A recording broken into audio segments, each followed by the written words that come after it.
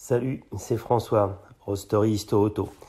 Aujourd'hui, on se retrouve pour parler échelle inférieure, ou plutôt petite échelle voiture télécommandée.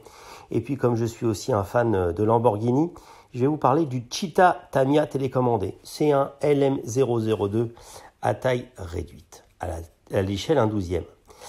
Tamiya propose son premier véhicule radiocommandé tout-terrain dès 1977. Un an après la sortie de son tout premier modèle radiocommandé, une voiture de piste.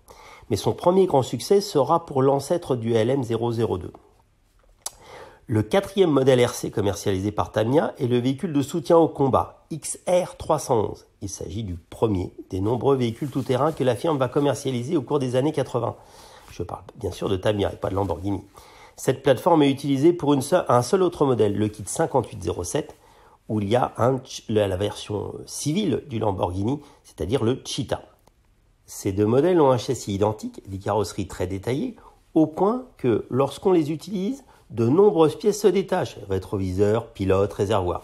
Tamiya est à la base une marque traditionnellement très à cheval sur le détail.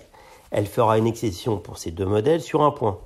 Ces deux tout-terrain sont des 2 roues motrices, contrairement bien sûr aux originaux qui sont eux à 4 roues motrices. La fin des années 70 marquait le début de la radiocommande électrique. Et là, l'expérience de l'époque, en termes de voitures radiocommandées, ne permettait pas encore une transmission aussi complexe. Il en va de même pour la suspension, puisque ces modèles Tamiya utilisent des barres de torsion horizontales situées sous le châssis, lorsque les véhicules échelle 1 utilisaient des amortisseurs sur les 4 roues. Vous retrouverez 2 vidéos de ces beaux produits en action sur l'article, qui sont vraiment très très sympas et on a vraiment l'impression que c'est des véhicules échelle 1 qui circulent. Le complément à cette histoire, le véhicule de soutien au combat XR11 est le seul parmi ces 2 véhicules à avoir été réédité en série limitée 2 fois, en 2000 et en 2011. Mais il reste un modèle rare et recherché par les collectionneurs. Pourquoi rééditer encore et encore ce modèle? Eh bien, le XR311 est le meilleur pont que Tamiya n'ait jamais créé entre les maquettes statiques et les voitures radiocommandées. Le principe, prenez le thème qui se vend le mieux sur le marché des modèles statiques, c'est-à-dire le militaire, ajoutez un châssis RC en dessous et vous obtenez le XR311.